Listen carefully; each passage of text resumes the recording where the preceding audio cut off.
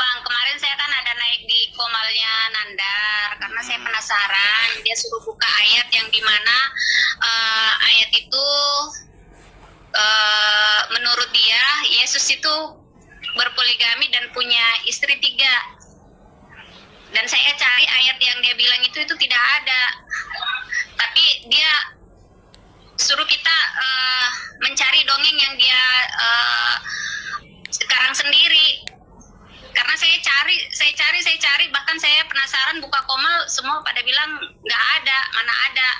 Dan saya juga semalam nonton film Yesus itu justru dia banyak pergi ini ya sama murid-muridnya. Nah, makanya aku pikir dari kalau umpamanya di pikiran saya itu kan dari mana Yesus bisa sempat punya istri 3 sedangkan dia mencari orang yang berdosa dan diinikan sama dia, diselamatkan sama dia. Seperti itu, ya, Kak. Jadi begini, saya kasih tahu ya latar belakangnya Nandar. Jadi Nandar ini dia itu ada sedikit mengalami disorder. Jadi yang seharusnya ininya di sini agak miring ke sini sedikit. Nah, kenapa dia begitu? Gini. Makanya teman-teman saya bilang, dampak dari kedatangan Zakir Naik itu sangat besar bagi kaum muslimin wal muslimat. Nah, Nandar ini salah satu korban dari Zakir Naik. Di mana Zakir Naik itu mengatakan hal-hal yang tidak ada dalam Bible. Dan dia percaya itu. Nah, sekarang saya kasih tahu, ada yang disebut dengan penyakit mental namanya mitomania. Tahu Bu mitomania? Kak Nara, tahu mitomania? Nah, mitomania ini, penyakit mitomania itu adalah penyakit di mana seseorang itu berbohong, tetapi dia mengira bahwa kebohongan yang dikarang itu adalah kebenaran. Kan parah kan?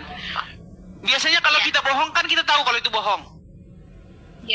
Nah, tapi ada satu jenis penyakit namanya mitomania. Dia berbohong, tetapi karena dia mengalami gangguan mental, dia mengira bahwa kebohongan yang dia utarakan itu adalah kebenaran. Dan si Nandar mengalami penyakit mitomania itu. Nah, di mana contoh-contohnya? Dia mengatakan bahwa di dalam Bible, Yesus poligami, punya istri 3 katanya. Itu salah satu jenis mitomania yang dialami Nandar. Nah, banyak teman-teman muslim mengalami hal yang sama, Bu. Contohnya apa? Mereka mengalami mitomania juga bahwa di dalam Bible Yesus tidak disalibkan, tetapi diserupakan. Banyak hal-hal yang lain. Seperti itu. Terus ini bagaimana ini Kak Edis? Kata Selina, dia udah ke Islam. Saya juga udah ke gereja ini, pergi belajar kemarin. Ya. Maksudnya kemarin hari Minggu ya, saya coba ke gereja. Pada saat saya di gereja itu, saya masuk gemetar Bang Edis. Saya gemetar, terus saya tanya kebetulan saya kan sama mantan suami itu kan kayak saudara. Dia masih Kristen ya. Saya sama dia dulu itu 16 tahun, tapi saya tetap di agama saya Muslim. Beliau ya saya diajaklah ke gereja kemarin karena itu permintaan saya. Saya di gereja itu cuma mereka berdiri nyanyi, tangan ditaruh di atas. Saya juga berdiri. Kok saya kayak kedinginan gitu. Itu padahal saya cuma lagu aja, tapi saya kayak nangis gitu. Nangisnya itu kayak orang terseduh-seduh ya. Itu kami. Dan saya dulu pernah dapat waktu saya kan sakit tuh Mas Edis, saya sakit terus saya ngikut doa pastor. Itu saya berapa hari itu tidak bisa buang air karena memang itu penyakit saya kan penyakit yang kritis ya. Kanker Mas. Itu saya berapa hari tidak bisa buang air. Itu kentut aja itu susah. Buang air itu nggak bisa. Itu ada kurang lebih 1 minggu saya tidak buang air. Pada saat saya didoain, pastor itu berkata, Yesus ada di belakang kamu, tapi saya masih tidak terlalu kepikiran ke sana. Pada saat saya didoain dari situ, saya itu tiba-tiba langsung aku hentikan, Pastor, saya boleh izin buang air nggak? Karena berapa hari ini saya tidak bisa buang air. Itu yang saya alami, tapi Ya, saya masih artinya- pada saat saya Ya, makanya di dalam kekristenan itu kita itu percaya dengan yang namanya tanda bahwa kita tidak mempercayai suatu yang ngaku-ngaku.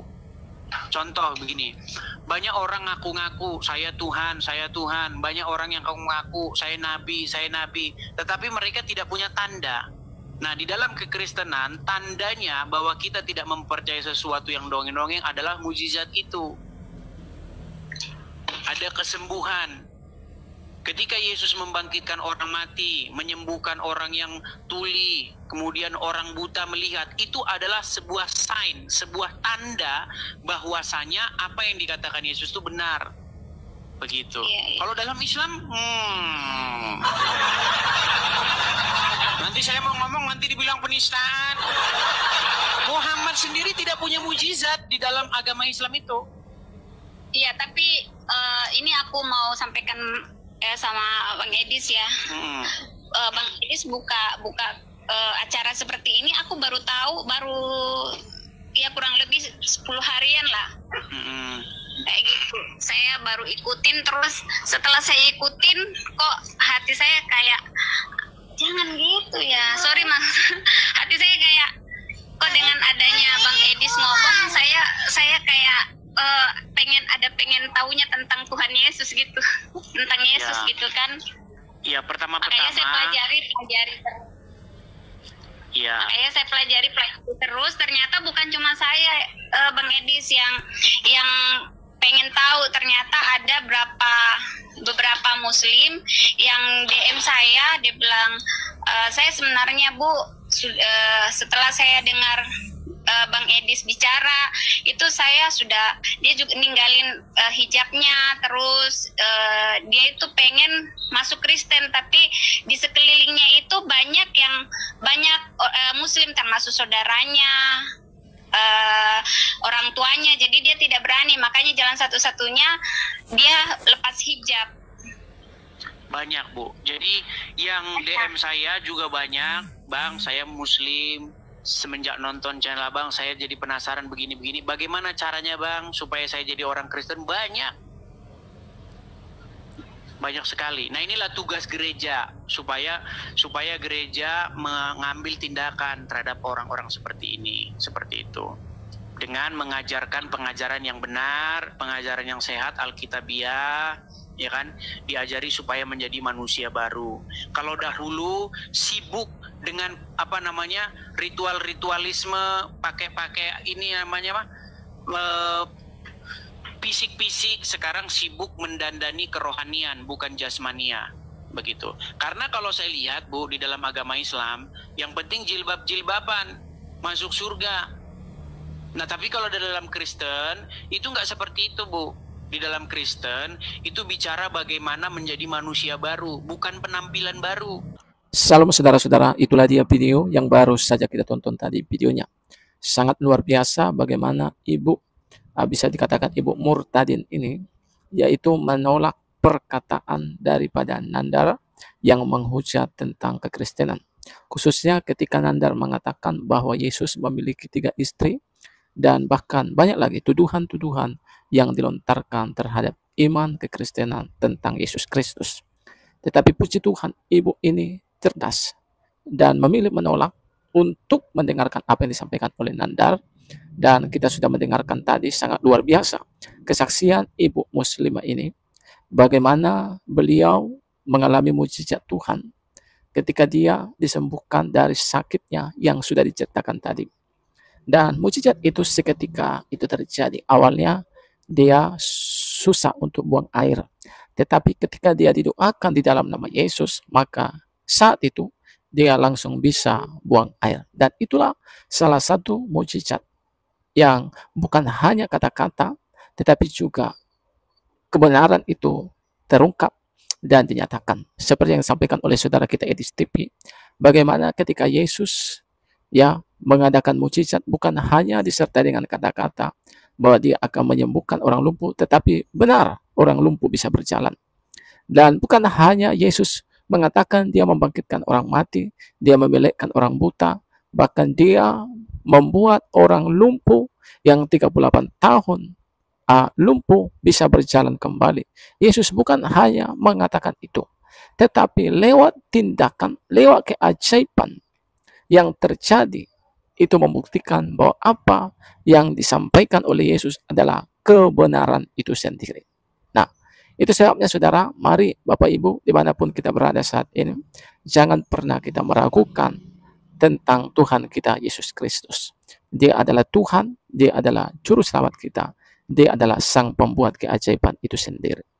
Kalau ada orang yang mau mempelintirkan ayat-ayat Alkitab yang mengatakan hal-hal yang tidak tentang Yesus Kristus, yang tidak sesuai dengan Alkitab, maka perkataan itu adalah perkataan yang tidak dapat dibuktikan. Tetapi firman Tuhan, perkataan Yesus adalah perkataan yang disertai dengan tanda ajaib mukjizat yang bisa dibuktikan secara nyata. Itu sebabnya saudara, kiranya video yang saya bagikan ini kiranya boleh mengedukasi dan memberikan kepada kita informasi penting. Tuhan Yesus memberkati. Salam.